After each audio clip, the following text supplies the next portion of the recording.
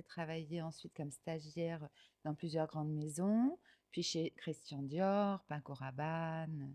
C'est qui je suis aujourd'hui, comment je m'habille, quel état d'esprit j'habite et comment je veux qu'on me regarde.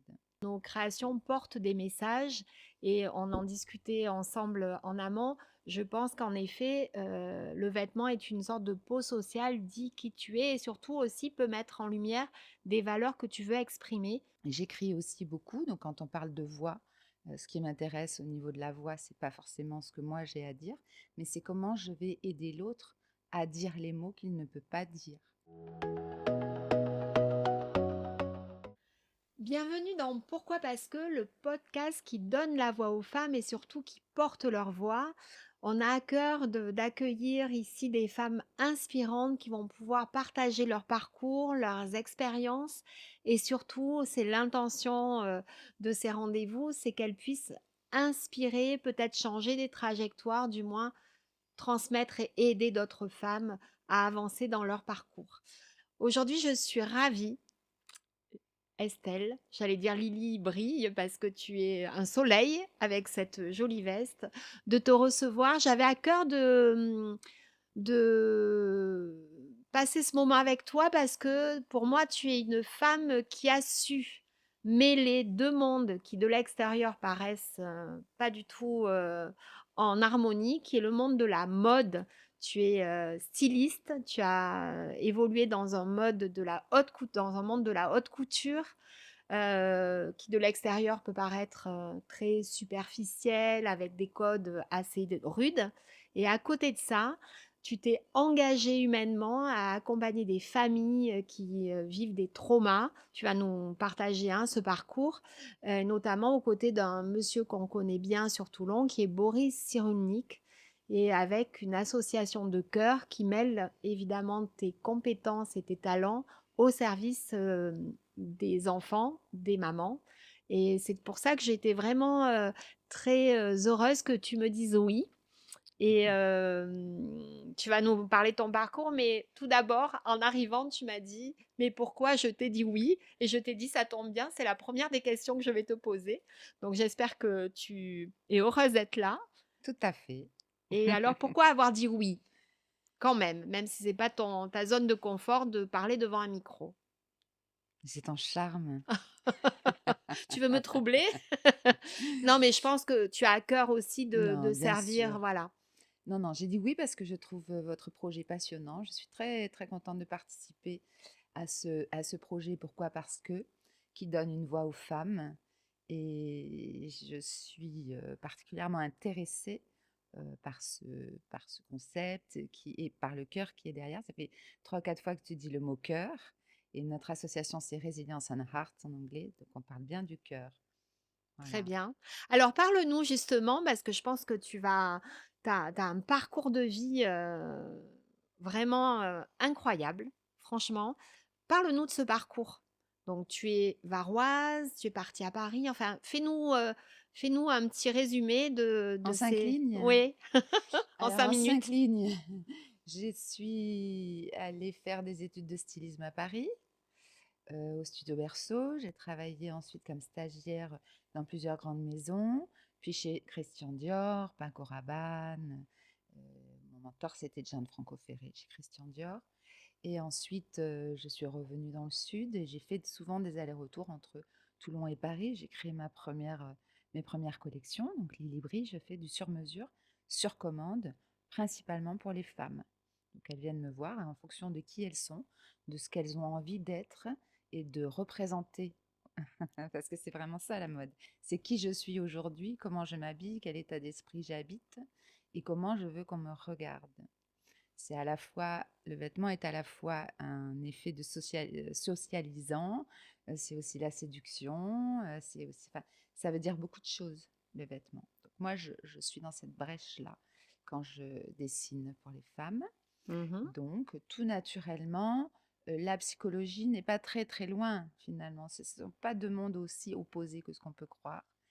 Et ma mère a créé une association il y a 25 ans dans notre maison familiale qui accueillait des enfants victimes de graves maltraitances et on les a créé des programmes de prise en charge thérapeutique par le biais de l'art. Mmh. et l'expression artistique à visée thérapeutique comme vecteur de résilience. Et c'est à partir de là que, évidemment, la mode. Donc, mais moi, je faisais 2 défilés par an que je présentais sous forme de spectacle. Ouais. Donc, les enfants ont été invités à participer à chacun des défilés.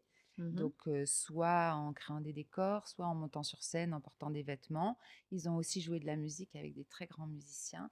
Donc, il y avait cette reconnaissance déjà de leur qualité et eux de se découvrir à travers les métiers d'art, quels qu'ils soient. Pouvoir penser son traumatisme grâce à l'art, c'est quand même, pour nous en tous les cas, Ça avait du la sens. base. Ouais. Mmh. Et ensuite, recueillir la reconnaissance du public. Et ça, c'est très important quand il y Gagner a en une faille confiance. Ouais. narcissique grave, quoi. Très bien et et la femme derrière, c'est alors tu dis très bien que finalement c'est très lié. Alors, pourquoi? Parce qu'on est absolument évidemment, en alignement avec ce que tu dis, parce que nos créations portent des messages et on en discutait ensemble en amont. Je pense qu'en effet, le vêtement est une sorte de peau sociale, dit qui tu es et surtout aussi peut mettre en lumière des valeurs que tu veux exprimer. D'où l'intérêt de nos messages, parce que ça va créer du lien, ça va créer des échanges, ça peut créer aussi du débat.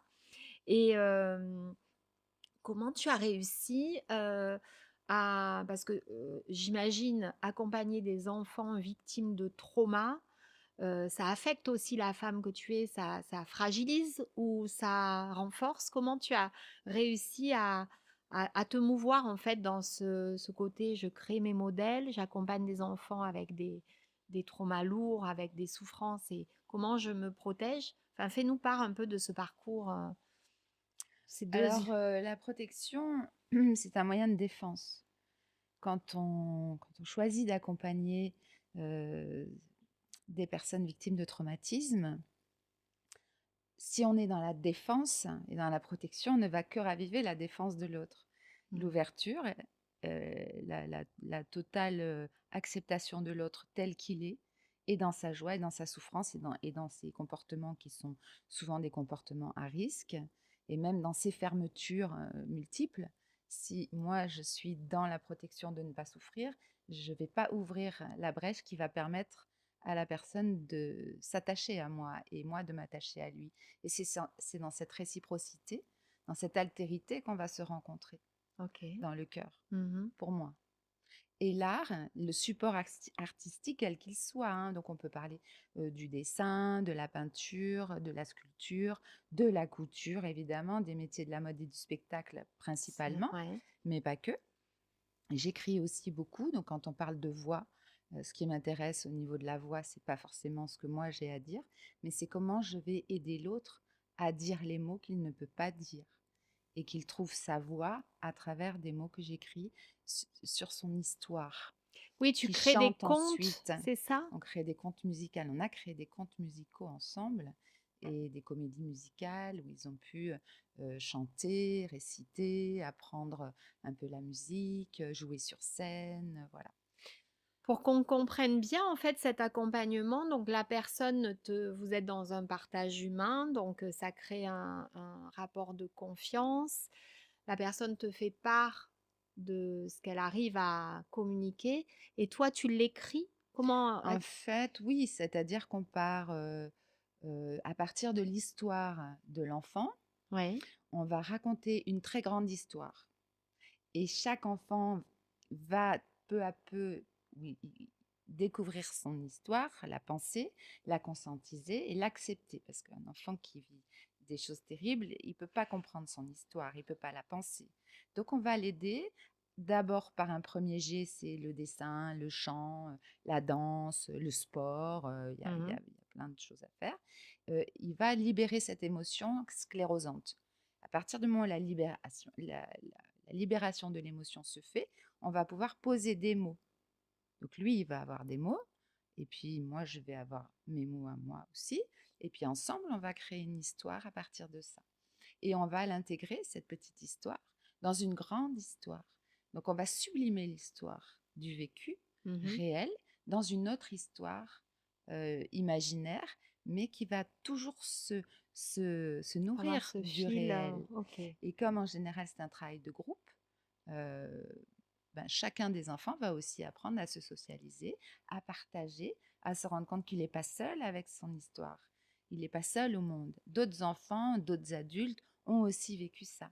Tu accompagnes les femmes aussi dans ce parcours-là ou Euh, c'est j'ai accompagné des enfants, des femmes, des familles. dans ton dans ce vécu, parce que j'entends, mais moi de l'extérieur, je me dis, ça doit tellement, en étant maman en plus et en écoutant le trauma vécu de jeunes enfants, c'est, enfin, moi je m'imagine, tu me dis, il faut pas se protéger, mais tu as dû avoir des partages qui, toi, t'ont quand même extrêmement affecté sur Bien sûr. l'humain, en fait. Toujours Toujours. sur l'horrible, le monde est horrible. Ouais, ouais, tu as dû. Alors, ce qui est intéressant, c'était le professeur de l'âge qui était le superviseur, hein, dans notre association et qui appréciait beaucoup ma méthode de travail, la méthode de travail que j'avais développée avec les enfants. C'est quand les enfants faisaient une crise, parce que la crise était fractive, hein, donc ce sont des enfants qui étaient limite d'être placés à Ah l'hôpital, ouais, hein. tellement Donc, les. on avait vraiment des réactions, comme ils ne peuvent pas penser leurs émotions, ils explosent. Mhm. Donc après la crise, ils venaient, je les prenais avec moi, et sur mon ordinateur, on, on- ils m'expliquaient ce qu'ils ressentaient. Donc on écrivait ce qui ressortait de cette crise. Et le professeur de l'âge me dit, mais c'est vraiment intéressant, cette communication-là. En plus, l'enfant, du coup, il avait envie de lire, il avait envie de savoir Mhm. lire, il avait envie, voilà. Ça développait un peu des choses aussi intéressantes à ce niveau-là. Et justement, je lui ai répondu, pour revenir à ta question, qu'est-ce qu'on ressent? J'ai dit, OK, c'est empirique.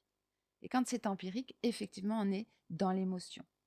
Et cette émotion, elle ne doit pas entraver le travail qu'on a à faire, mais elle existe. Et quand Oui, tu peux on se pas couche le le. soir et qu'on a eu 10 heures d'entretien dans la journée avec que des histoires horribles, c'est sûr que moi, je trouvais ça pas très facile quand même. Et j'ai demandé au professeur, qu'est-ce que je peux faire euh, pour, euh, pour plus être dans ce côté-là spontané, etc., même si c'était professionnel, hein. Et il m'a proposé de suivre les cours d'éthologie à la Garde, dirigés par Boris Cyrulnik et lui-même. Alors, Donc, explique-nous juste le terme éthologie, parce que pour éthologie, certains. c'est l'étude éthologie clinique, hein, Mhm. ou éthologie humaine, c'est l'étude du comportement verbal et non verbal du coup là de l'enfant et des parents et des caregivers. Et Ok. on va coder ça, codifier. C'est une branche un petit peu plus scientifique que la psychologie, mais on y rejoint. Ça vient de l'éthologie, qui était l'étude des animaux. Ouais, ouais, je connaissais plus ce terme Voilà. lié aux animaux. C'est Et pour ça que. en même temps que la théorie de l'attachement vient justement de l'éthologie.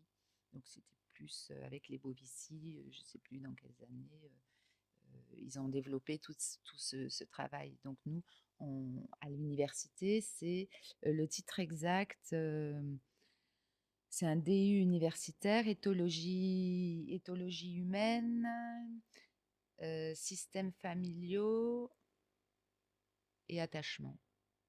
Théorie de l'attachement. Je ne sais plus le titre exact, là. Et cette formation, ça a duré Ça a plusieurs duré années? plusieurs années parce que normalement c'est 2 ans. Oui. Mais j'étais invitée pendant 6 mois pour voir comment ça marche et ça m'a plu.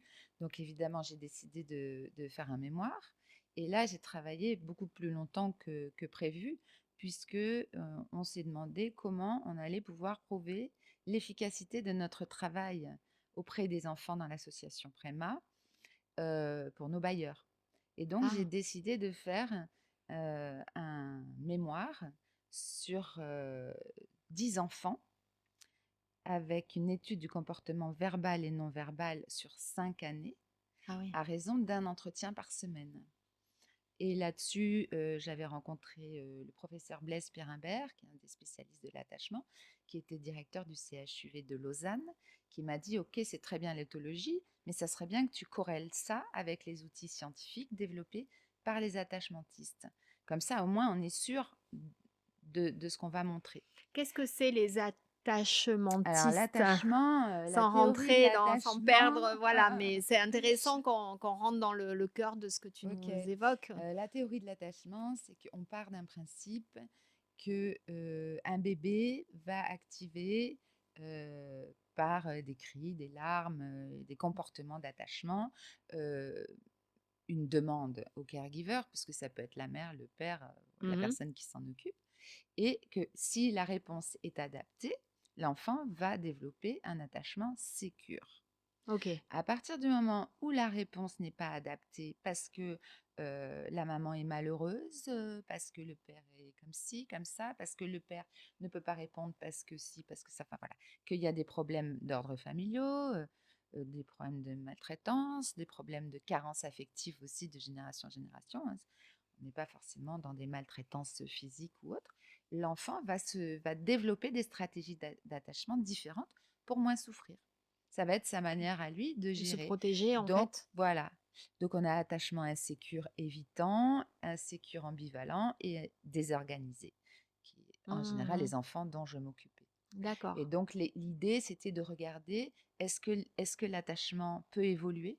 Est-ce qu'en fonction de la prise en charge thérapeutique globale que l'on proposait, est-ce que ça peut évoluer ou pas? C'est-à-dire Et déprogrammer finalement cette sorte de réaction? bah, en fait, on est déprogrammé, c'est intéressant comme terme, pourquoi pas? En tous les cas, c'est vraiment le principe de la résilience, hein. C'est après un traumatisme, on va reprendre un nouveau développement à partir du moment où on est en capacité de récupérer, de s'ouvrir à l'autre et de prendre la main qui nous est tendue. Mmh. Et dans cette ouverture à l'autre, cette confiance qu'on va mettre en l'autre, est-ce que c'est là qu'on va pouvoir transformer nos systèmes d'attachement parce qu'on va pouvoir en appréhender de D'autres. nouveaux. Et Donc, écraser ceux qui nous ont fait souffrir au je ne suis pas profit de sûre qu'on non? ni on les écrase, ni on les déprogramme, ni on les change. Ils resteront là, mais on peut les polir, on peut Ouais. les atténuer, Mmh. on peut voir que oui, je n'avais pas du tout confiance, je croyais que je n'avais confiance qu'en moi, que l'autre n'existe pas finalement, en tous les cas pas pour me faire du bien, mais si j'ai une personne, ça suffit, hein, Ouais. qui va me montrer le chemin, je vais pouvoir m'ouvrir à d'autres personnes et évoluer. Ça me Alors, en réconcilie tous les cas, avec, on l'a montré. OK. On a montré qu'il y avait vraiment une possibilité de transformer ça. Dans la marque, pourquoi? Parce qu'on parle beaucoup de valeurs humaines. Mhm. Hem, Nous, c'est les valeurs de liberté, de joie, de partage, de transmission, de rencontre. Toi, dans ton parcours de vie, j'aime bien demander, en fait, aux personnes Mhm. que je reçois, aux femmes que je reçois, quelles sont les valeurs non négociables? Mhm. Celles q pour qui, en fait, quoi quel que soit l'enjeu, tu ne veux pas, aller, à l'encontre de ces valeurs. Comment tu te définirais toi aujourd'hui, Estelle, par rapport à tes valeurs? Quelles sont les valeurs que je Les place en tiennes, premier? ouais, sur lequel Mhm. tu ne fermeras pas les yeux Non, mais et moi, c'est l'amour. L'amour l'amour. et l'amitié. Très bien. Et dans ce parcours d'amour, parce qu'en effet, accompagner ses enfants, c'est voilà, c'est ce qu'on peut faire de plus beau, enfin je pense, enfin, que est-ce que tu as une histoire à nous raconter qui t'a vraiment, j'imagine que chaque parcours t'a impacté, mais est-ce que tu as quelque chose que tu aurais envie de partager sur, une belle histoire où l'amour a gagné par rapport à ce vécu d'horreur que tu évoques et qu'on n'ose pas présumer, mais c'est difficile de garder cette valeur d'amour quand tu es confronté tous les jours à des choses terribles. Donc, est-ce qu'il y a une histoire qui t'a... Dont je peux parler, il y en a une parce que c'est un jeune homme que je vois encore aujourd'hui et qu'on s'aime beaucoup. Et il a maintenant 28 ans. Ouais. Donc c'est une grande personne. Et lui, il est arrivé à l'association, il avait 10 ans. Et c'était un enfant qui était diagnostiqué psychose primaire et qui était en très très grande souffrance. Et donc, il voulait le mettre en hôpital de jour à Paris. Et la psychologue s'est dit, mais quand même, ce garçon, il a l'air intelligent. Il a fait un test de QI, il avait 152 de QI. Et en même temps, pof, elle a vu passer le prospectus de la version là, de l'association qu'on était en train de créer. Et donc, elle nous a envoyé ce petit garçon qui se définissait avec ces mots comme une bombe humaine, À avec 10 son ans? armure de titane, Oui, c'est pour ça que le travail sur les mots est très important, hein. Quand on parle de voix, on est vraiment l'expression de qui on se sent être est primordiale. Donc voilà, sa coquille de titane, son armure, enfin, il avait des mots comme ça très forts, hein. Et puis, c'était un enfant bien élevé, bien éduqué, et par son père et par sa mère, mais des chemins de vie dans les divorces et des choses comme ça, qui font que lui, au milieu, il s'y est pas retrouvé. Mmh. Et, et il n'avait pas, du coup, été en capacité de développer de l'empathie. Alors, quand on est extrêmement malheureux, qu'on développe une grande violence intérieure, puisqu'on a besoin de, parce que c'est là, ça explose, et qu'on n'a pas d'empathie, c'est extrêmement dangereux à terme. Mmh mh. Mmh. On voyait bien qu'il y Ouais, avait. ouais. Mais c'est un enfant pour qui, dès qu'il est arrivé, j'ai eu un coup de foudre. Mais je ne sais pas comment ça s'est fait. On s'est regardé. Il était en train de vouloir tout casser. Je l'ai regardé droit dans les yeux. Il m'a regardé droit dans les yeux. Et je pense qu'à ce moment-là, il s'est passé quelque chose. Et c'est là qu'on a commencé à travailler. Après, on était toute une équipe, hein, Ouais. que j'embrasse d'ailleurs. Là, ils se reconnaîtront. Et on a beaucoup, beaucoup travaillé ensemble avec ce jeune homme qui s'appelle Hugo. Parce que je dis pas son nom, il va pas être content. Et vraiment, dont je suis très, très fière parce qu'il a pu, vraiment, travailler sur lui-même, réussir à l'école. On a travaillé avec ses parents. Moi, j'ai beaucoup reçu avec son papa, sa maman aussi avec le professeur de l'âge, son père. Il y a eu un travail Collectif, collectif ouais. très, très intéressant, thérapeutique et sur beaucoup de plans. Et Hugo a pu retourner chez ses parents, penser son retour, donc écrire au juge.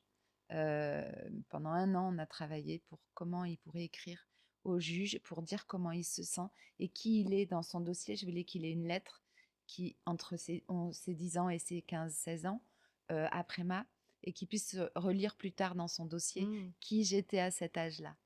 Et où il dit que vraiment il lui a vachement cassé les pieds, et cetera. Mais que merci quand même à madame la juge de m'avoir placée à cet endroit-là. Ah Et, ouais. puis il était reparti, bon, il faisait un CAP, puis ci, puis ça. Putain, je me disais quand même, c'est un peu dommage, tu as tellement de capacités. Mais c'est bien, vas-y, Mmh continue. mh. Et ben finalement, il a fait un bac pro, et puis un master 1, et puis un master 2, et maintenant il travaille Et c'est un jeune dans, adulte, intégré dans la épanoui, société heureux. et l'empathie?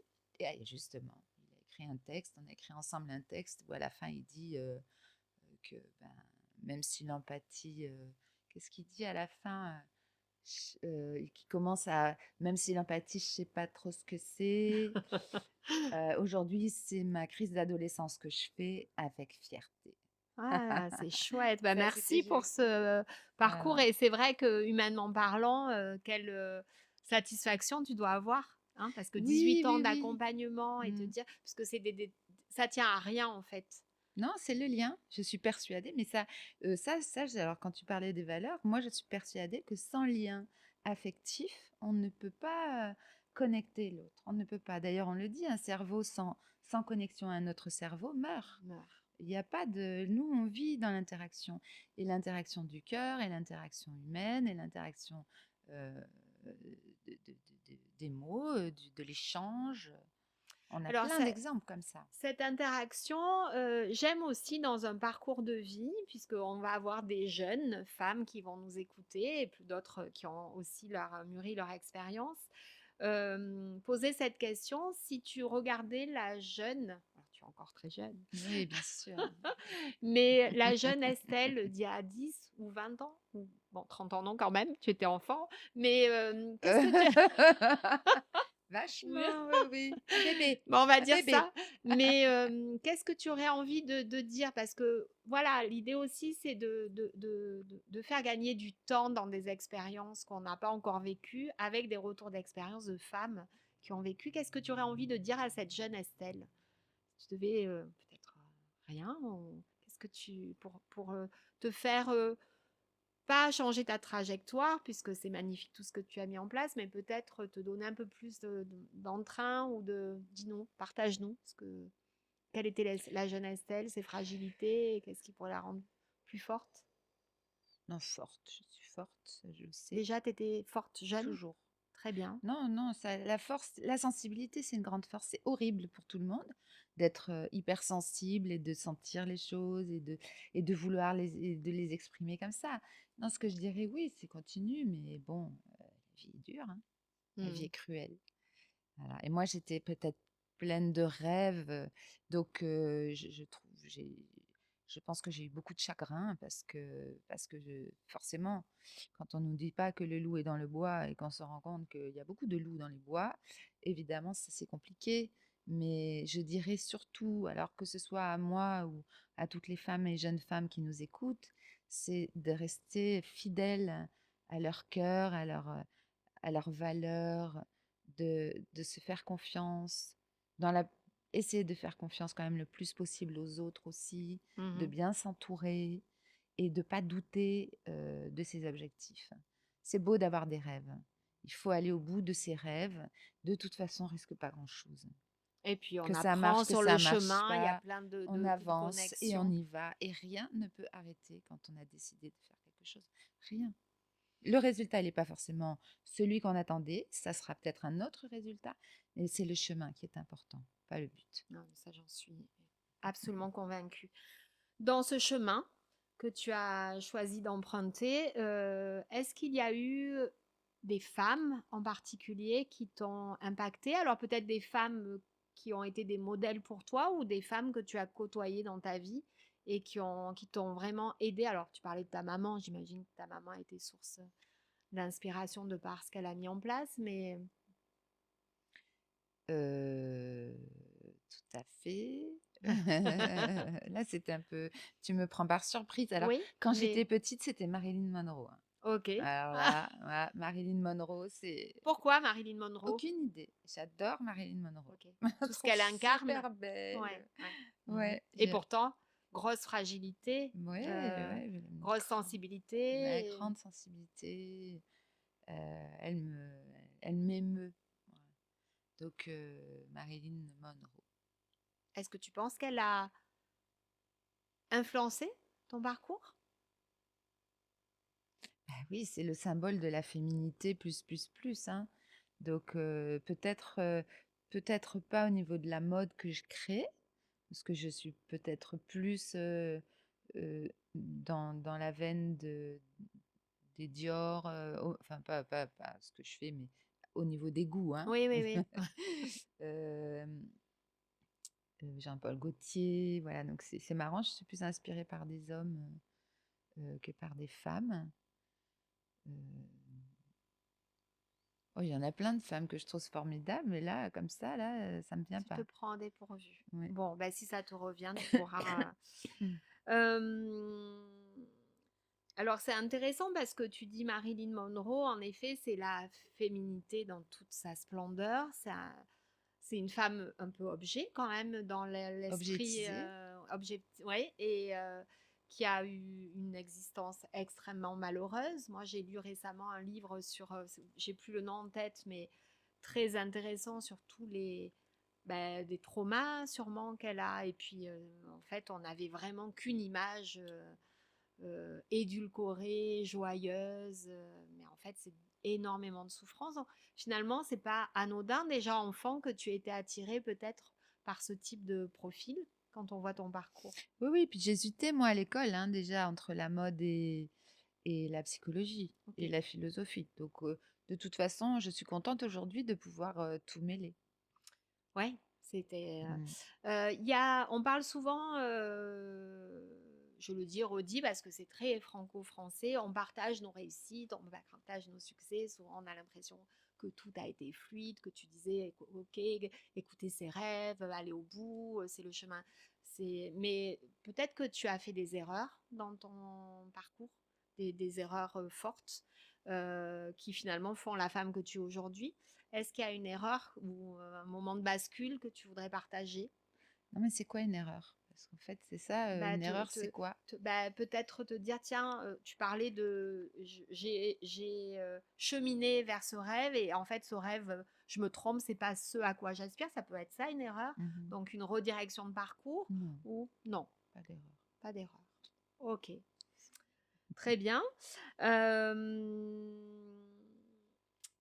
Tu l'as dit, mais je vais te le refaire exprimer. Parce que le moment signature pour Pourquoi Parce que c'est cette fameuse phrase Pourquoi je veux être une voix, VOIX. Tu nous l'as déjà partagé, mais je voudrais qu'on se le réimprègne. C'est quoi aujourd'hui? Qu'est-ce que ça signifie aujourd'hui pour toi cette phrase Pourquoi je veux être une voix?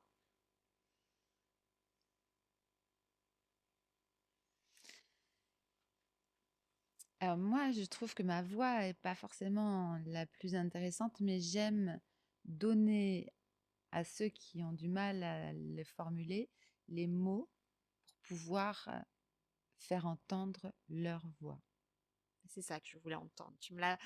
Quand on a évoqué ce sujet, tu me l'as tellement partagé avec ton cœur et je Mhm. trouve ça tellement beau.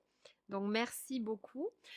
Ton état du moment aujourd'hui, Mais je suis là, très bien installée, en très bonne compagnie, ma chère amie. et tes projets pour actuels ou de demain, c'est quoi? Si tu veux nous partager des belles choses que tu envisages de faire, de Ah ben là, je réaliser. viens de déménager, donc Oh, je réinstalle un atelier dans ma maison du Pradé. ouais, que j'ai eu Et la chance de visiter, qui est une voilà, caverne d'Ali Baba. Il y a tout, il y a les petits détails, les petites perles, les tissus. C'est magique. voilà. Donc là, le premier projet immédiat, c'est une inauguration de l'atelier à la fin du mois de juin, Mhm. avec certainement un partenariat avec Pourquoi? Parce que Ouais, on va faire défiler les t-shirts et très bien. puis véhiculer vos belles pensées et vos belles idées. En deuxième temps, avec Boris Cyrulnik, le professeur de l'âge, Pierre Lemarquis, on est en train de réfléchir, et Isabelle Berthereau, on est en train de réfléchir à un prochain colloque, puisque tous les défilés que j'ai faits depuis 2 ans ont été faits pour financer des colloques internationaux où on peut justement faire venir des professeurs, des chercheurs, des gens de plusieurs horizons pour réfléchir autour de la prise en charge thérapeutique aux victimes de traumatisme. Nous, c'est principalement par le biais de l'art, mais il y a aussi d'autres méthodes, donc on aime bien échanger, Mhm. partager, etc. Donc là, on est aussi sur ce projet-là qu'on prévoit pour l'année prochaine. Très bien. Toujours dans la région en général, ces colloques ou non, pas forcément? Là, oui, nous, c'était à l'hôpital San Salvador le Ouais, dernier, donc on avait beaucoup aimé travailler avec le eux. lieu, Ah, non, mais oui, et puis les humains. les humains, Ouais, il y en a une très très belle rencontre. Donc il y a cet endroit-là, puis il pourrait y en avoir d'autres. d'autres. Oui, oui. Alors là, on va revenir sur des choses un peu plus ludiques C'est très et bien. et C'est futiles. très très bien. On va se détendre. On a édité des cartes postales avec nos messages. Ok. Le premier c'est juste pourquoi parce que avec nos coquelicots, parce que je le dis et redis, mais c'est joyeux le coquelicot, c'est coloré, c'est fort et fragile à la fois, ça pousse n'importe où, mais les pétales sont tellement, voilà, et c'est pour moi aussi le reflet de ce qu'est une femme. On a nos fragilités, on a nos forces, et on aime accompagner via ces podcasts aussi des femmes à trouver de la force à continuer à avancer. Et on a des messages, pourquoi je rêve, pourquoi j'ose. Je vais te laisser choisir la carte postale qui te plaît et repartir avec. C'est notre cadeau Oh, du... les belles gambettes. des belles gambettes. Ah, pourquoi je rêve? Parce que je vise plus haut. D'accord. Pourquoi? Parce que. Pourquoi je rêve? Parce que je vise plus haut. Et Ah. c'est notre illustration avec Pourquoi un jeu de cartes. j'ose? Parce que je veux tout. Ben voilà. C'est ça, avec le diadème. Parfait. Merci pour ce moment, Estelle. Vraiment, je pense que... et évidemment, je ne saurais te faire partir sans un cadeau. Encore un, mais très Oui, généreux. oui, oui, je vais revenir. Mais c'est tellement pour remercier ces femmes qui nous font la générosité de partager. Donc, on a en amont été voir un peu le vestiaire de nos créations et tu as choisi ce modèle-là. Alors, je vais te laisser le prendre et nous expliquer pourquoi tu as choisi celui-ci. Pourquoi je vais être une voix? Parce que je suis avec le mot libre dans le dos. Qu'est-ce qui t'a plu dans ce modèle? Tout. Ça ne s'explique pas. Ok, ça se porte. Pourquoi je veux être une voix? Parce que je suis libre. La liberté d'expression, la liberté d'être, la liberté de vivre, la liberté de dire. Voilà. No comment, tu as tout dit. Merci beaucoup. Alors, je vous invite à liker ce podcast sur notre chaîne YouTube, à actionner la cloche pour être informé des nouveaux épisodes à venir, à partager, ne pas hésiter aussi à nous contacter si vous avez des profils de femmes inspirantes que vous souhaitez voir à la place d'Estelle. Eh bien, on est là aussi pour accueillir vos inspirations, mesdames. Donc, rendez-vous au prochain épisode. C'est une très belle voix aussi qui va venir partager son vécu. Je vous laisse découvrir qui ce sera. Merci.